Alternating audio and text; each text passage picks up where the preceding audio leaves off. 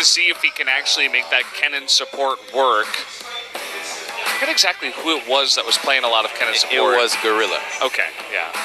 And he started playing it a while back as well. Way back, we had many times where Kennen support was a heavy favorite in the meta. Although now it's a different kind of Kennen, but still with the same approach to his playstyle. So Umti with the little fist pump, his hands in the air saying, I can do it on the Lee Sin. Curious to see if he can. Also, it wasn't the Italy, but the Rumble Jungle coming in for Peanut. Definitely not a very common pick that we see in LCK. Not at all, but it does offer a surprising amount of damage instead of in-gank.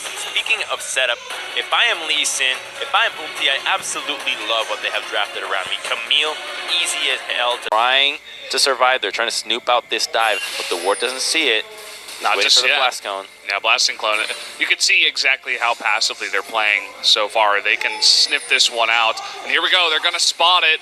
Will they go for the dive? How will this go? The polymorph coming down. The teleport as well. First blood does go over to Bang. And Wolf was tanking that turret, so it is going to work out. But here comes Kuzan with his TP. He wants a double kill. He's going to pick up Peanut, but he misses the chain onto Wolf. And that will mean only one kill will go over. That chain mid lane, but he still has a kill under his belt and a couple of stacks to that Dark Seal. Yeah, look at this. Faker, he was sitting in the brush. He was looking for Kuzan, wasn't expecting the rotation. And Umti coming from the left side. They're looking for this play. The flash on him. They get the slow. There's the Q and the hop out. That will be an extra kill going over to Umti. Talia can dance, but is waiting in the wings, coming over to get his Raptors. There's the flash from Faker. At least they're going to get that flash. The seismic shove will not pick up Umti. They cannot follow up for a kill. That's a great angle, and he had no idea that Peanut was coming there, actually. Oh, and look at this. Bang and Wolf, they were going aggressive. There's the flash in from Teddy, and the Rend in the last Q will come in and pick up the kill, and Wolf is going to go down too. A straight-up 2v2 that goes to Jinair. And Jinair is walking. The rest of SKT not really doing much. They're going to need something. So here we go. Chain of Corruption comes down. There is the equalizer. Teddy taking a ton of damage, but the stun out of Snowflower. They still pick up the kill, though. And now Snowflower trying to turn around. That might just be his death. But look at this. The TP on in from Sowan and Kuzan. They're looking for more. They get Lulu. They get Varus. Peanut is going to go down to the turret. Can they get Untara? Doesn't look like it, but a big turnaround in all the TPs from Jinair. That's good proactivity out of SKT. The range at which that engage can happen was so far that Jinair canceled out, and now we have both junglers eyeing out this top side. They're eyeing out Faker, who still does not have flash and can get popped immediately. Oh, he's about to die. Oh, look at this, coming in from behind the flash kick, and that should be his life, as he has absolutely no chance, and does go down. The turnarounds here, though, Teddy and Snowflower getting aggressive when they saw Peanut earlier on. That's going to be a double kill in the top lane for SKT. Second time seems to be SKT's charm, and now it's a great... Here we go. He knows it's coming, it looks like, and oh, nice kick out of the way of that combo. The hook shot coming in for the stun. Sowan is going to be tanking that up, but it is going to be enough damage. Meanwhile, there's a big dive up in the top lane. As they do secure the kill in the bot lane, there is no trade up in top, it looks like, as Teddy does survive. And that's going to be beautiful execution from the side of Jinair, utilizing the kick to stop the flag and drag and then combo it well, utilizing your Hextech Ultimatum to dodge a turret shot, make sure that your spells come back in order. And this game has been all about Umti. Oh, and look at this. Snowflower, they're trying to go 2v4. What's going on? Why are you sticking around? That's not going to work. That's going to be 2 extra kills going over to SKT. But we do have this rotation out of Sowan and out of Kuzan. Can they pick up more than just 1 kill? It doesn't look like it, but they get the bottom tier too. Yeah, as he did clear it out. Yeah, he didn't get a chance to kill the ward, but instead he noticed how much time he had left before it went down. So you clear out the ward, you hang around, you wait for the vision to dissipate, and then you can easily secure the objective with no threat AoE damage. And they need to be taking out as many turrets as possible to not allow the 1-3-1 formation that Jinair want to go for. Umti, he's caught in the jungle, and that's going to be him going down immediately. Everything used here by SKT in terms of ultimate abilities to make sure that they do take him out. That's big. That guy was 5-0. He was so critical for what Jinair has been going for, and now SKT can continue to group up here. Without Umti, the engage is going to be lackluster. Wall comes out. Snowflower in a little bit of trouble. The wall does go down, though, as it looks like they don't want too much more. Oh, the big engage here from Snowflower, the huge stun onto everybody. And look at Kuzan from the back. It looks like they're going to get a kill in the back here from Sowon. He's still alive. So many low members. It's going to be up to Kuzan and Teddy. They're looking for more. Snowflower's still alive somehow, some way. He got that stun onto Untara, and now it's Kuzan versus Untara, the 1v1. He misses that chains, and he is going to take the blasting plant. Will Kuzan go on the chase? Nice escape here from Untara for now. That should be Baron.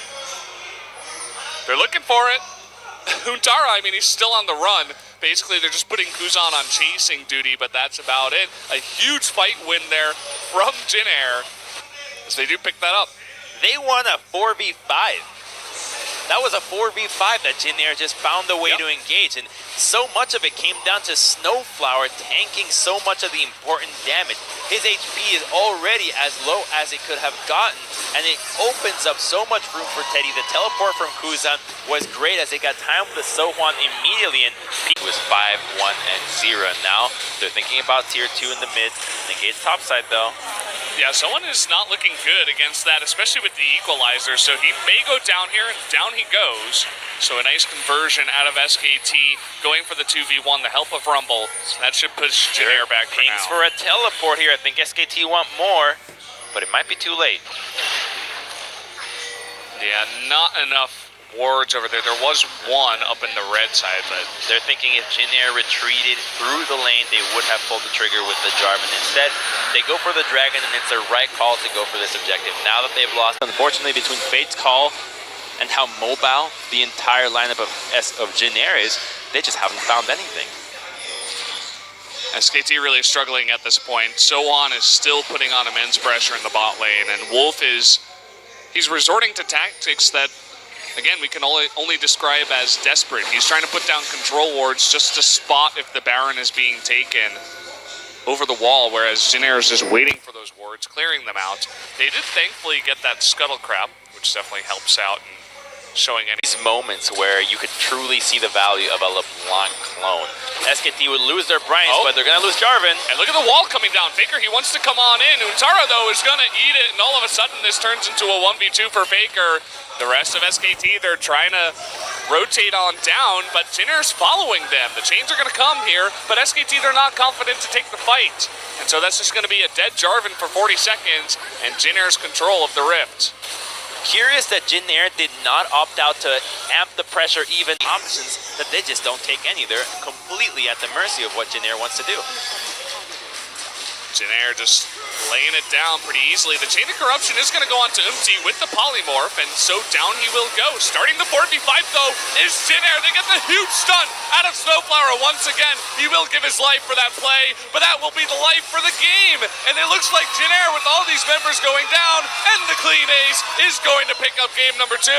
And SKT fans around the world are stunned as their team is now 0-6. 3 match losses in a row, 6 games in a row, and Jin Air thrive on that. This is the Jin Air that we wanted to see. Beautiful macro play, great understanding of team compositions, and with the abilities that are at their disposal, they can do it so excellently, and a clean 2-0 over SKT.